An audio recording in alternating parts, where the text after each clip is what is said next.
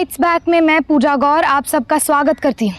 30 नवंबर 2013 को मध्य प्रदेश के इंदौर शहर में एक जवान लड़का लड़की ऊंचाई से गिरकर मर जाते हैं।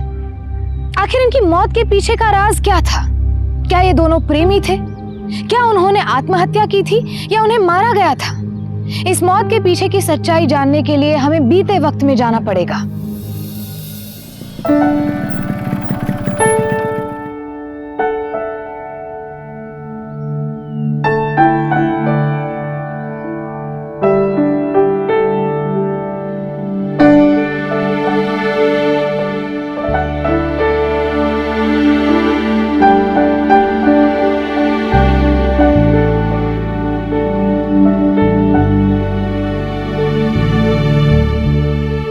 प्रणाम बाबू। प्रणाम बेटा, आओ विवेक।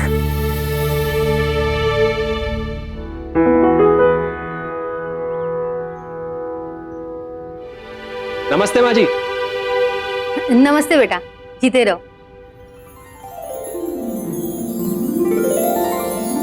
विवेक, ये कपड़ों के कुछ नए सैंपल्स आए हुए हैं। जी बाबूजी, वो नरेश भैया ने बताया था कल। अच्छा। बाबूजी, वो गुप्ता जी ने कुछ नए सैंपल्स भेजे हैं, वो लेकर आया हूं।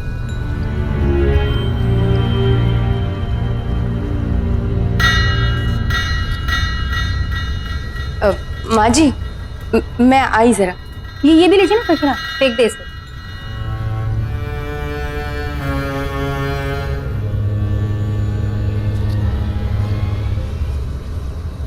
हाँ जी, एक गिलास पानी मिलेगा? सीमा, एक गिलास पानी लाना विवेक के लिए। हाँ माँ जी। जी मैं भी हाथ धोकर आता हूँ। हाँ जाओ जाओ।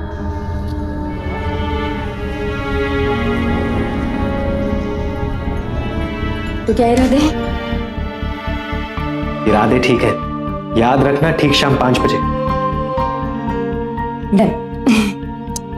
अरे मंजू बेटा। जी बाबूजी। बेटा स्टेपलर में पिन तो डाल के दे जरा। जी।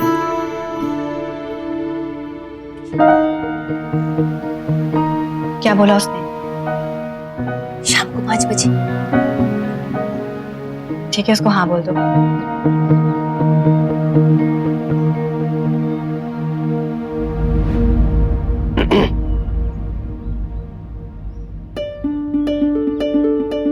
विवेक,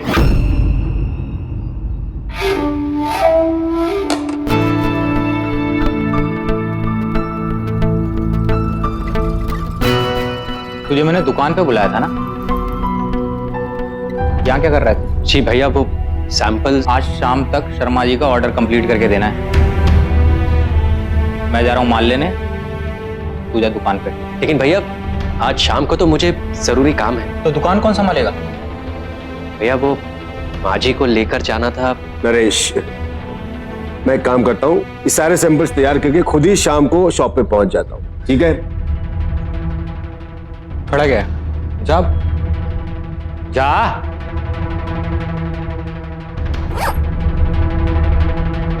प्रणाम बाबूजी। जीते रहो बेटा। नमस्ते माँ जी, चलता हूँ। हाँ नमस्ते बेटा।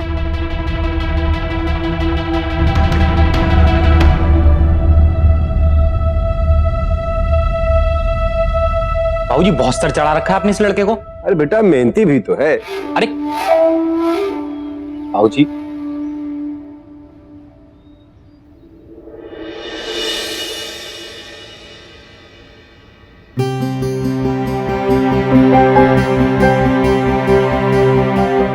विवेक बेटा, ये 45,000 है। ठीक है? जी बाबूजी। अच्छा तू रुक, मैं आ रहा हूँ।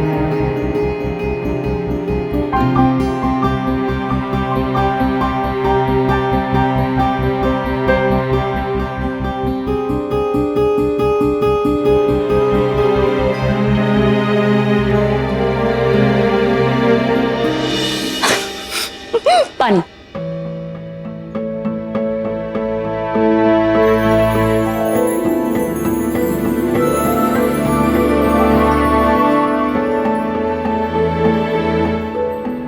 बाय। अरे सुनो, रुको तो सही। क्या हुआ?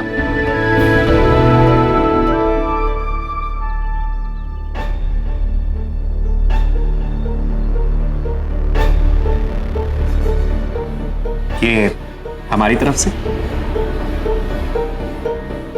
Thank you. अरे विवेक बेटा, जी बाबूजी।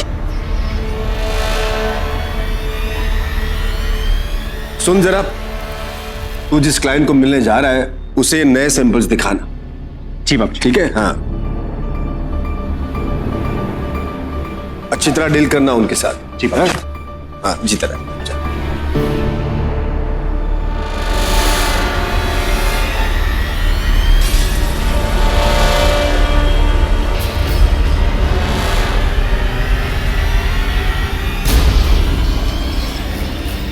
बाबूजी, कल से लड़का यहाँ आना नहीं चाहिए।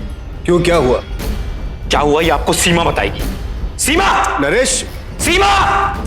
सीमा! अरे पर हुआ क्या है? सीमा! हाँ भैया, क्या हुआ? बाबूजी ये बताएगी आपको सच। उसने हाथ क्यों पकड़ा हुआ था तेरा? हाथ? किसने हाथ पकड़ा था भैया? अच्छा, अब ये भी बताना पड़ेगा किसने। सीमा बेटा, नरेश जो कह रहा है क्या ये सच है? बाबूजी, हमें नहीं समझ में आ रहा भैया क्या कह रहे हैं। देख बेटा, अगर तू विवेक को पसंद करती है तो मुझे बता, मैं खुद विवेक से तेरी शादी की बात करूं। अरे बाबूजी, आप कह क्या रहे हैं? ठीक ही तो कह रहा हूं। देख, अगर ये रिश्ता हो जाता है तो सीमा की जिंदगी संवर जाएगी और उसके माँ बाप का बोझ हल्का हो जाएगा। बता बेटा, तू विवेक को पसंद करती है?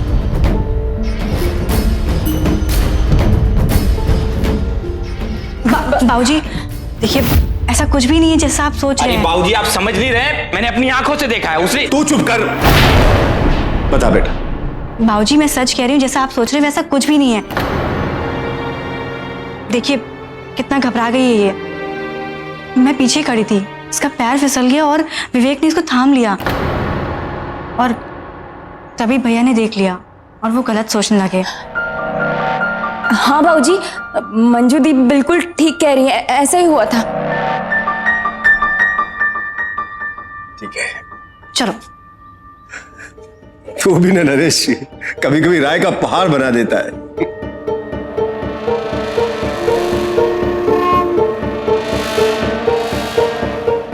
कोई और कलर नहीं पहन सकती? जैसे ये कलर पसंद नहीं है फिर भी तुमने पहना है। ये देखो।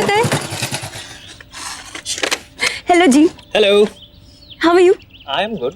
चलो मैं अभी चलती हूँ, 1 घंटे में आती हूँ, ठीक है? जल्दी आना, एंजॉय। थैंक यू मैसेंजर सीमा, अगर तुम नहीं होती तो हमारा क्या होता। ओह माय गॉड, रिश्वत लगेगी। सबको यही लग रहा था कि विवेक और सीमा प्यार में थे, जबकि हकीकत में विवेक और मंजू एक दूसरे से प्यार करते थे, जबकि सीमा उन दोनों के बीच सिर्फ एक मैसेंजर का काम करती थी, जिसकी आड़ लेकर विवेक और मंजू एक दूसरे से मिला करते थे। पर क्या इस लव स्टोरी में एक नया मोड़ आने वाला था? शुक्र है सब कुछ सही हो गया, वरना हमारे बाबूजी तुम्हारी शादी नौकरानी से कर देते।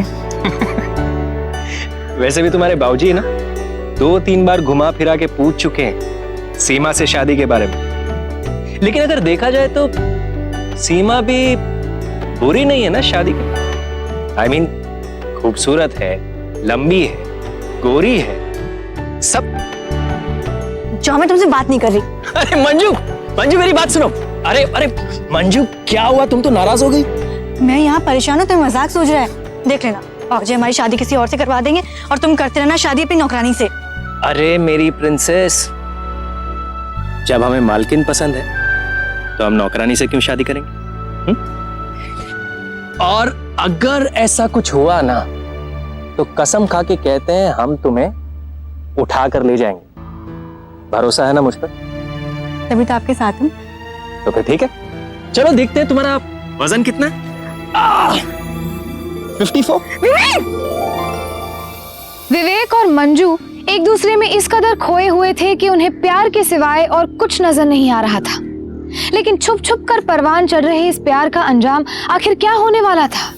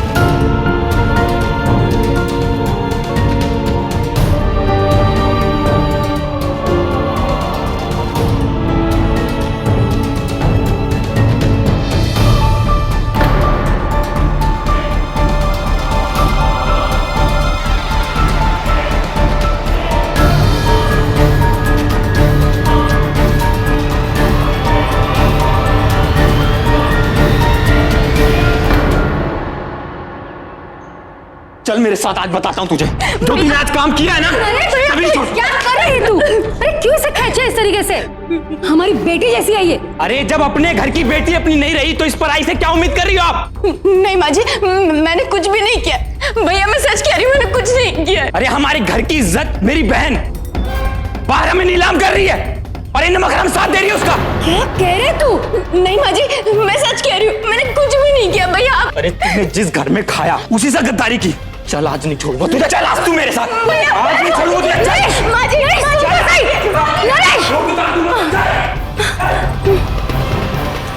हेलो,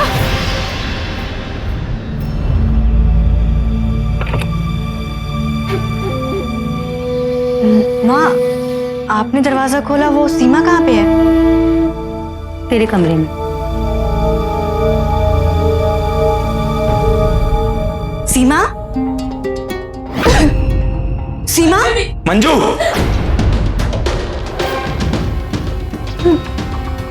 सब कुछ बक दिया है तेरी इस राजदार ने विवेक और तेरे बारे में। तूने इसकी आड़ लेकर हमें धोखा दिया। नरेश, ये क्या वहशी बना है? खोल इसे। बाबूजी इसने क्या जानवर की तरह बांध के रखा है इसे? खोल इसे, खोल।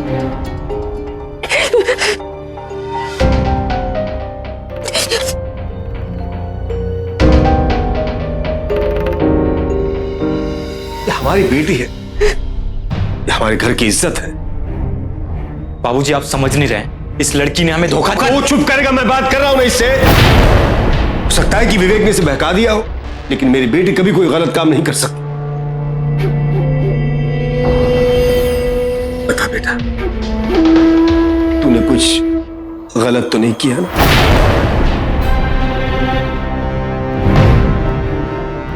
बेटा तू तो जानती है समाज और बिरादरी में हमारी कितनी इज्जत है, और तू तो पढ़ी लिखी है बेटा, सही और गलत को पहचानती है, फिर तू कैसे बहक गई?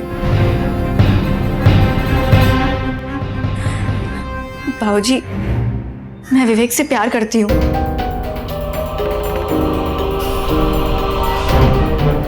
और वो अच्छा लड़का है, उसमें कोई कमी नहीं है। मैं जानता हूं बेटा, उसमें कोई कमी नहीं, अभी तो उसे हमने हमारे चूल्हे तक आने की इजाजत दी। बाबूजी, मैं अब उसके बिना नहीं रह सकती हूँ।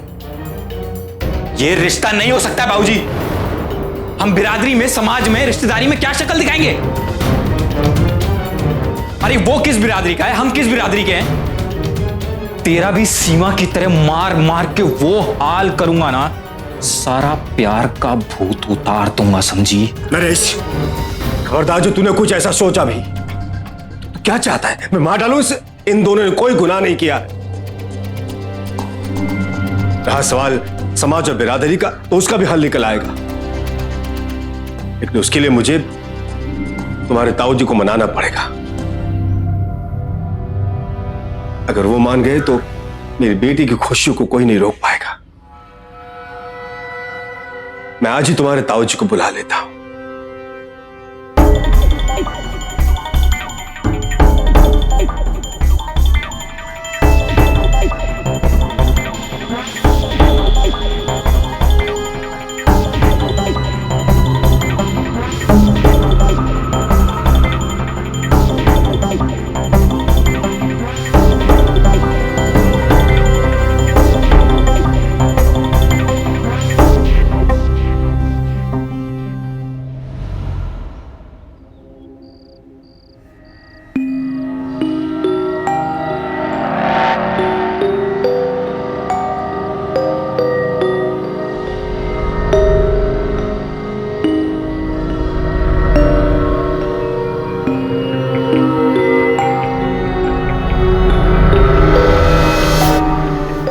विमला, भाई साहब यहाँ खाना खाएंगे, तो कुछ इंतजाम कर लो।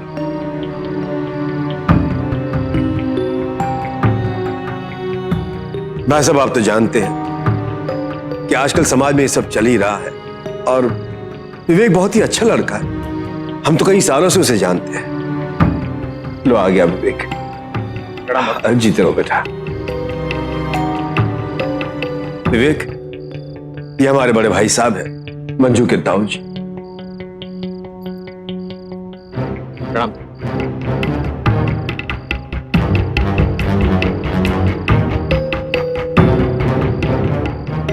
मंजू, मंजू, हाँ ताऊ जी।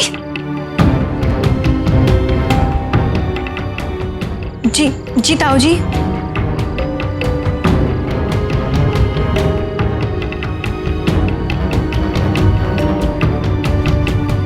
पास और पास।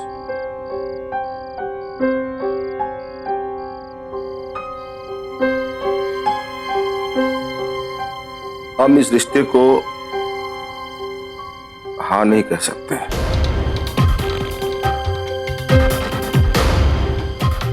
हमारे सामने में बस एक ही रास्ता है।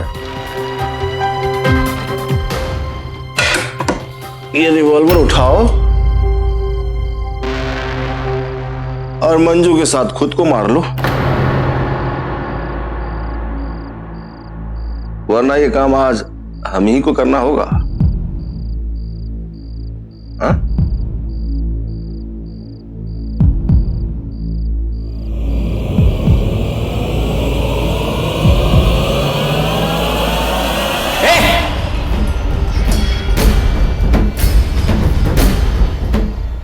बहुत गलत समझा आपने ताऊ जी। ना मैं खुद की जान दूंगा और ना ही मंजू को कुछ होने दूंगा। हम दोनों को साथ साथ होने से कोई नहीं रोक सकता। बालिग हैं हम दोनों, बालिग। और कानून भी हमें एक साथ जीने की इजाजत देता है। मंजू, चलो यहां से। अब मैं देखता हूं हमें कौन रोकता है।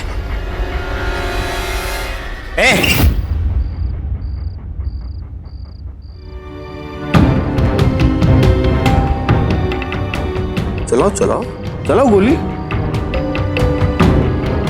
अरे उंगलियां दबाओ भाई। हाँ,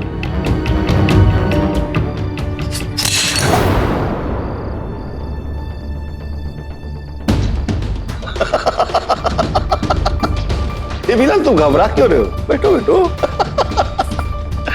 ये रही गोली। देखो देखो, दोनों का साथ कितना पवित्र है, कितना सच्चा है। शिव पार्वती की तरह है ना देवीलाल? हम तो तुम्हें परख रहे थे भाई। तुम्हें मारना होता तो मंजू को तो कब का मार दिया होता। फिर तुम्हें यहां क्यों बुलाता? हा? अरे भाई, मंजू बिटिया के खुशियों के लिए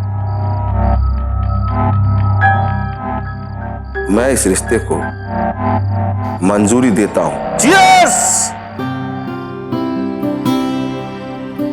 देखो देखो, दोनों का साथ कितना पवित्र है, कितना सच्चा है। शिव पार्वती की तरह है ना देवीलाल? हम तो तुम्हें परख रहे थे भाई। तुम्हें मारना होता तो मंजू को तो कब का मार दिया होता। फिर तुम्हें यहां क्यों बुलाता? हा? अरे भाई, मंजू बिटिया के खुशियों के लिए मैं इस रिश्ते को मंजूरी देता हूं। Cheers! अरे ताऊ जी, बाबूजी क्या कह रहे हैं? ताऊ चुप कर।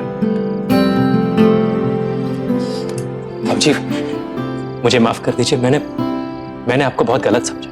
होता है भाई, होता है। जवानी के जोश में अक्सर ऐसा होता है।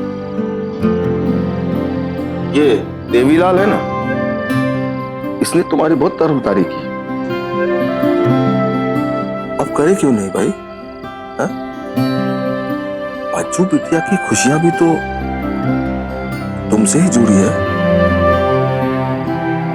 तुम दोनों का साथ सदा बना रहे।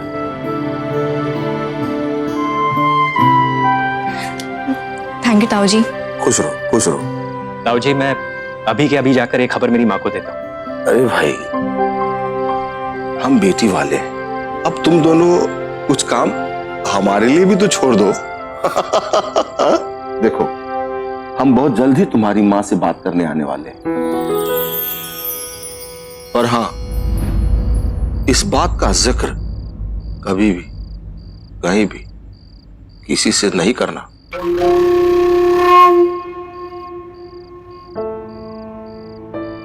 जी ताऊ जी। अब विवेक बेटा, अब तुम जाओ।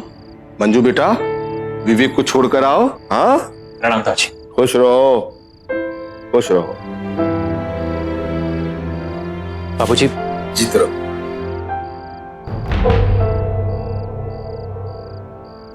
ताऊ जी, ये क्या किया आपने? क्या फैसला लिया?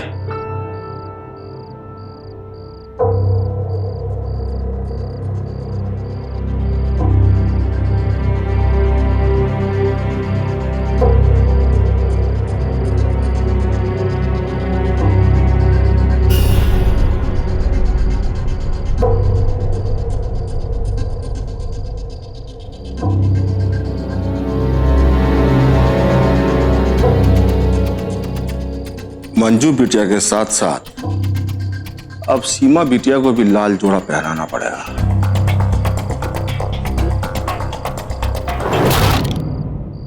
मंजू और विवेक के रिश्ते को लेकर मंजू के घर वाले राजी हो गए थे और इस बात को लेकर दोनों बेहद खुश भी थे।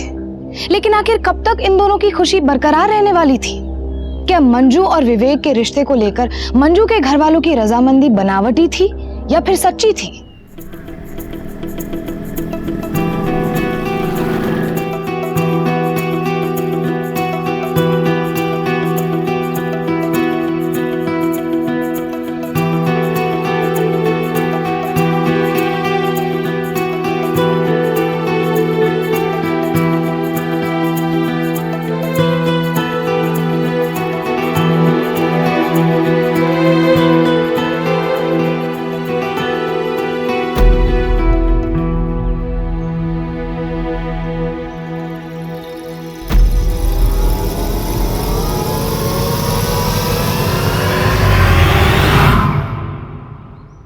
अरे नहीं नहीं, एक रहने दो मैम।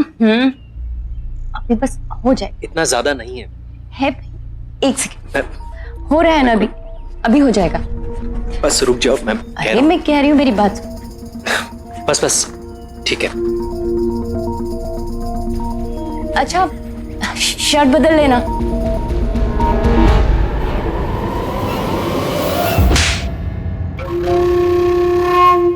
शर्म नहीं आती ये सब करते हुए? मैंने किया क्या है दीदी? मैं तो विवेक भैया के शर्ट पर सॉस गिर गया था, वो साफ कर रही थी। ये देखो, आप इतना गंदा सोचती हैं? छी।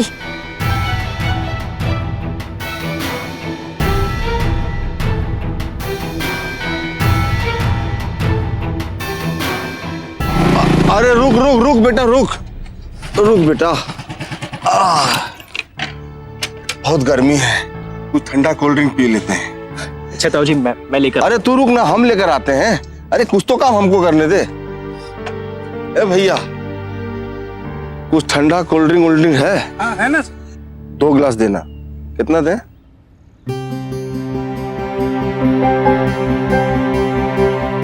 ले बेटा। अरे ताऊ जी, इसकी क्या जरूरत थी? अरे कुछ नहीं, पियो, मन ठंडा हो जाएगा।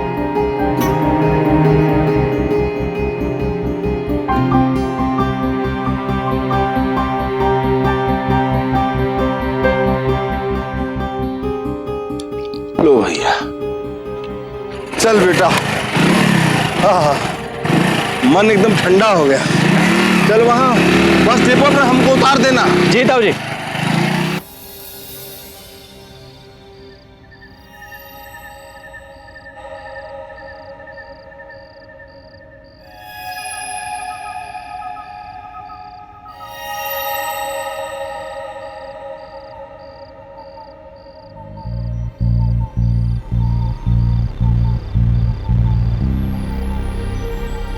जीजू, जीजू छोड़िए, क्या कर रहे हो? हटिए मेरे साथ। मुझे भैया, माँ जी, भैया बचाओ, भैया सीमा, मुझे भैया, क्या हो रहा है? बेशरम! बाबूजी, मेरी आंखों के सामने से दूर हो जा। तुझ जैसे इंसान के हाथ में मैं अपनी बेटी का हाथ कभी नहीं दूंगा। निकल यहाँ से। ताऊ जी, मैंने कुछ नहीं किया, मुझे लगा मंजू। शराब पी के आया है? नहीं बाबूजी, ताऊजी ने मुझे कोल्ड ड्रिंक पिलाई थी, उसके बाद से मेरा सर घूम रहा है। वक्त में विवेक, तुम्हें शर्म नहीं आ रही है? अपनी बेशर्मी छुपाने के लिए तुम ताऊजी का नाम लगा रहे हो। मंजू, इतना गिर गए हो तुम। आज की बात है, मुझे अपनी शक्ल मत दिखाना। मंजू मेरी बात, मंजू मंजू मेरी बात सुनो। मंजू, मुझे नहीं पता था कि वो तुम। मंजू, खबरदार, मेरी बेटी का नाम लिया तूने। बाबूजी, चल मुझे निकल जा मेरे घर मंजू नहीं, से, निकल जा। बाबूजी, उठा मुझे अपना लगाओ, बैग, मंजू बस निकल यहाँ से। बाबूजी, दोबारा यहाँ आने की बाबूजी, कोशिश मत करना, समझा? निकल जा यहाँ से। तू भी अभी कभी मेरे घर से बाहर जा, जा। मेरी कोई अभी कभी इसे इसके घर छोड़ कर आ। कहीं कुछ ऊंच नीच हो गया तो इसके माँ बाप को जवाब क्या देंगे हम? जी बाबूजी। बाबूजी, माँ जी, मैंने कुछ नहीं किया है। भैया, भैया मेरी कोई गलती नहीं थी, प्लीज मेरी बात मानिए। भैया मैं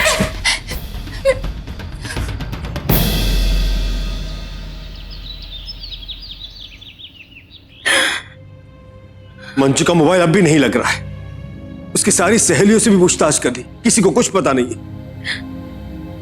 पता नहीं मेरे बच्चे कहाँ चले गए। चिंता मत करो बिमला, मंजू आ जाएगी। लगता है नरेश आ गया। बाबूजी, नरेश, कुछ पता चला बेटा? बाबूजी बस इतना पता चला है कि मंजू के साथ साथ कल रात से वो कमीना भी गायब है। देखा, वो नमक हराम जरूर मंजू को भगा कर ले गया है। भाई साहब का फोन, लगता है मंजू के बारे में कुछ पता चला है। हाँ भाई साहब। देवीलाल, मंजू का कुछ पता चला? नहीं भाई साहब, सारी कोशिशें कर ली, कहीं कुछ पता नहीं चला। इतना पता चला है कि वो नमक हराम, वो विवेक भी कल रात से गायब है। फिर तो पुलिस को खबर करनी पड़ेगी। हाँ भाई साहब, बस अब यही बदनामी झेलनी बची है। हम जाते हैं अभी, ठीक है? आओ पुलिस स्टेशन चलते हैं, आओ। हम तो मंजू और विवेक की शादी भी कराने वाले थे, लेकिन विवेक की असलियत हमारे सामने आ गई। वो हमारे घर की नौकरानी सीमा के साथ रंगे हाथों पकड़ा गया। और अब वो कमीना पता नहीं मेरी बेटी को भी कहां लेकर गया है। दोनों के मोबाइल भी नहीं लग रहे। विवेक के घर का एड्रेस है आप लोगों के पास? सर वो शक्ति नगर है ना, उसमें सुंदर होटल के सामने रहता है। घर का कोई कांटेक्ट नंबर? हाँ सर, उसकी माँ का नंबर है। बोलो सर 9469। आगे आप लोग जाइए, मैं देख लेता हूँ। शुक्रिया सर। हेलो, हाँ कहाँ पर? पूरा एरिया सील करके रखो, मैं 5 मिनट में आ रहा हूँ, ठीक है? और एक मिनट सुनिए, आप लोगों को मेरे साथ चलना होगा। एक कपल की डेड बॉडी मिली है। हुसैन। Dead body? लेकिन साहब। सर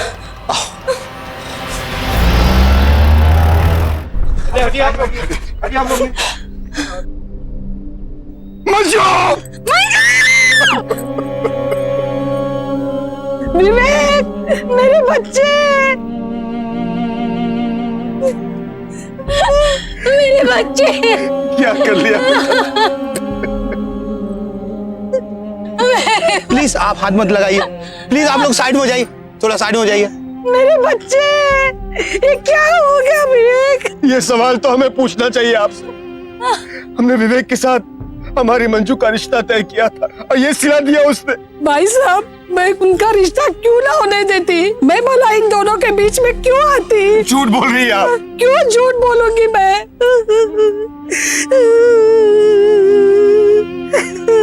बॉडी पोस्टमार्टम के लिए लेके चलो।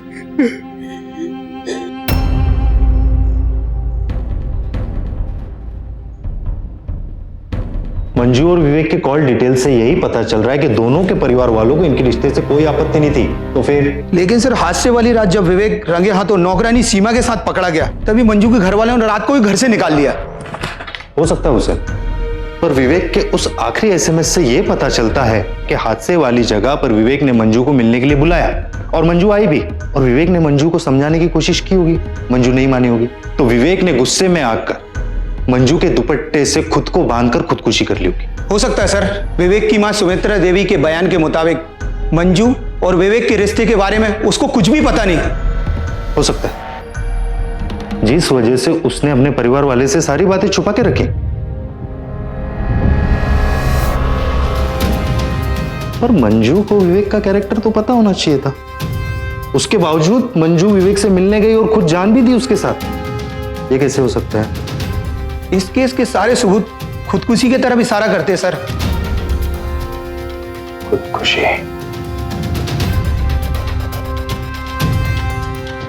हुसैन, जरूर ऐसी कोई बात है जो हमसे छुप रही है या कोई छुपा रहा है। इस बात को बाहर लाना बहुत जरूरी है। उसके लिए सीमा से मिलना होगा।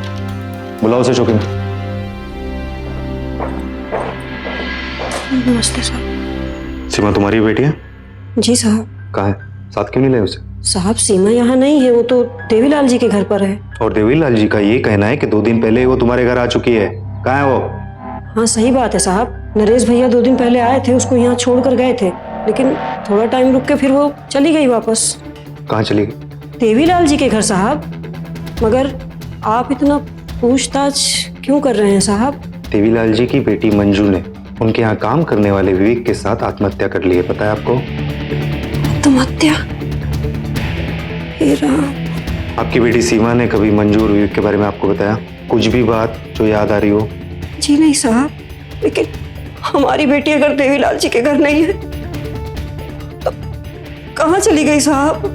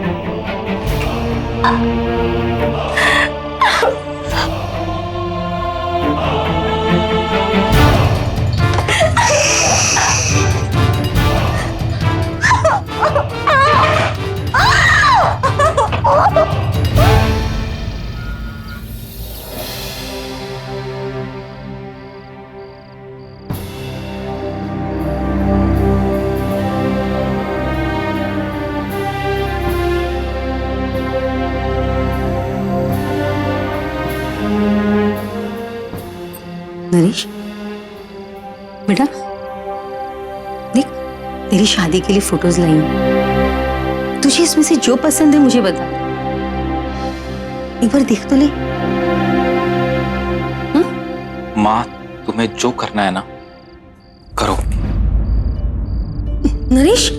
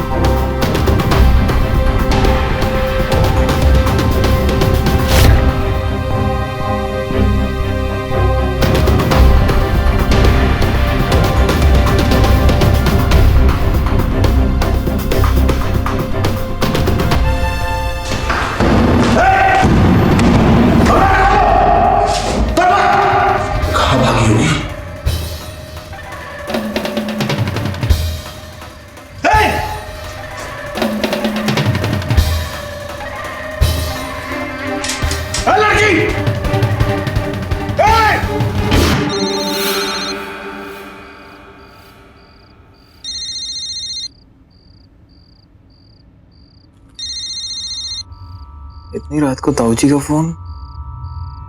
Hello hello Naresh.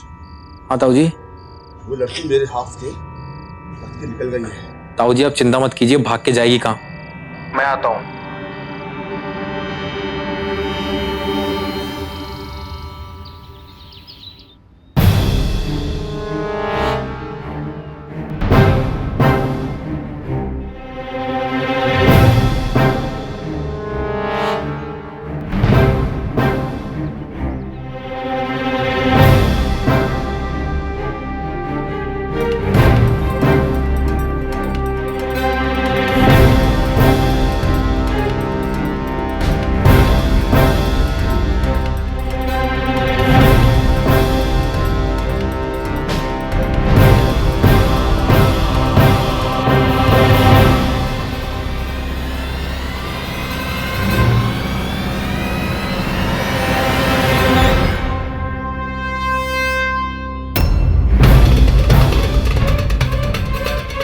रोक दो बस भैया। अरे भाई जी पैसे तो दीजिए। रुक, रुक, रुक।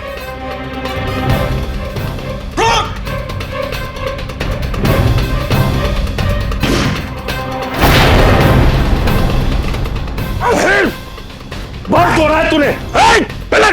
खबरदार, मार दूंगा, खबरदार। बहुत दौड़ाया तूने, अब मार। रुक जाओ, पिस्तौल मुझे दे। चल चल, हवलदार पकड़ इसको।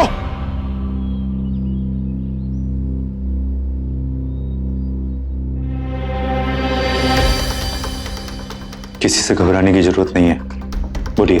आपको सच बताने के लिए बहुत मुश्किल से जान बचा के भागी हूं इनके चंगुल से। ये लोग मेरी शादी जबरदस्ती किसी और से करवाना चाहते थे ताकि इनकी झूठी शान बरकरार रहे। इसके लिए इन्होंने सीमा और विवेक की भी जान ले ली। ये सब कैसे हुआ था? ये इन गुनहगारों से ही पूछ लीजिए। काश तुझे भी उसी दिन खत्म कर दिया होता ना। गलती हो गई ताऊ जी। तेरा घर नहीं है, समझा?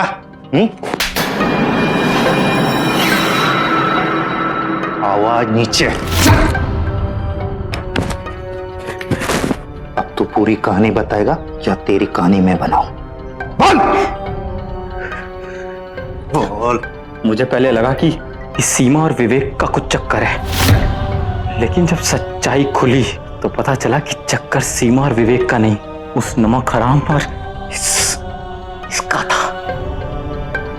लेकिन मैंने बात को भांप लिया था कि सीमा मन ही मन विवेक को चाहती है और मंजू को अलग करने के लिए सीमा का इस्तेमाल किया। देख सीमा, तू मेरी बहन की तरह है और मुझे अच्छी तरह पता है कि तू भी विवेक को बहुत चाहती है और वो तेरी जिंदगी में आ सकता है। तुझमें कमी क्या है? बस जैसा जैसा मैं बोलूं तू वैसा वैसा करती जा।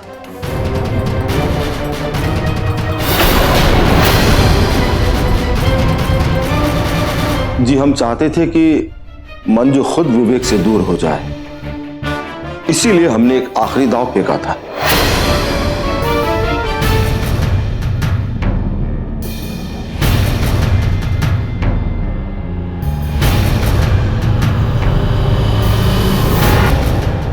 हमें लगा हम अपनी चाल में कामयाब हो गए। मंजू अब विवेक से कभी नहीं मिलेगी, लेकिन विवेक ने मंजू को खंडर पर मिलने के लिए बुलाया। कलम की नींव! काश मैंने तुझे पैदा होते ही मार दिया होता, तो ये दिन देखने न पड़ते मुझे। कुलटा! आज तुझे मैं जिंदा नहीं छोड़ूंगा। लाल, किसे मार रहे हो? बेहोश हो गई हो, पागल हो गए तुम। मार डालोगे क्या उसको? हाँ मार डालूंगा उसे। अरे उसको हमें जिंदा रखना है। हमें इतना तो समझ में आ गया था कि मंजू पर से विवेक का भरोसा तोड़ना बहुत मुश्किल है, इसलिए हमने सीमा को बुलाया। देखा तूने, मैंने कहा था ना विवेक तेरी जिंदगी में जरूर आएगा और इसीलिए उसने तुझे खंडर पर मिलने के लिए बुलाया। सुन, अच्छे कपड़े पहनकर जा, क्योंकि शायद उसे समझ में आ गया है कि तू ही उसके लायक है। हाँ?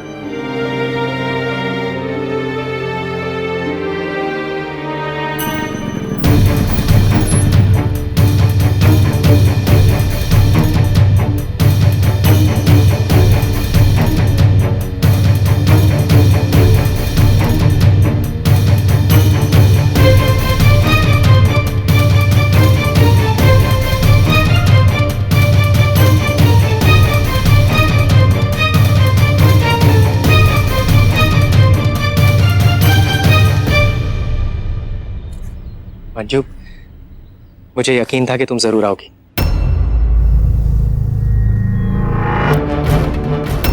सीमा, तुम यहाँ? मंजू कहाँ है? पर विवेक जी, आपने ही तो मुझे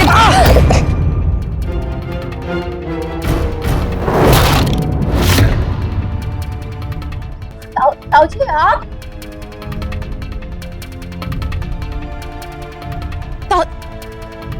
ताऊ जी, आपने विवेक जी को ताऊ जी।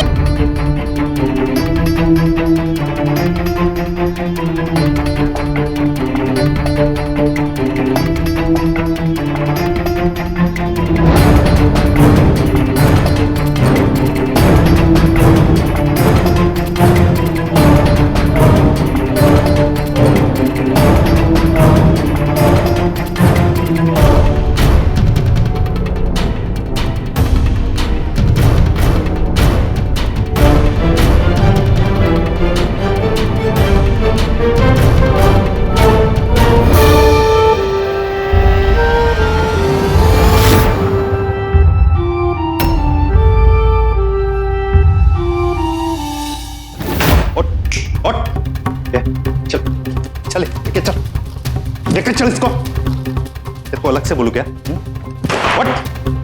चल देख क्या रहा है?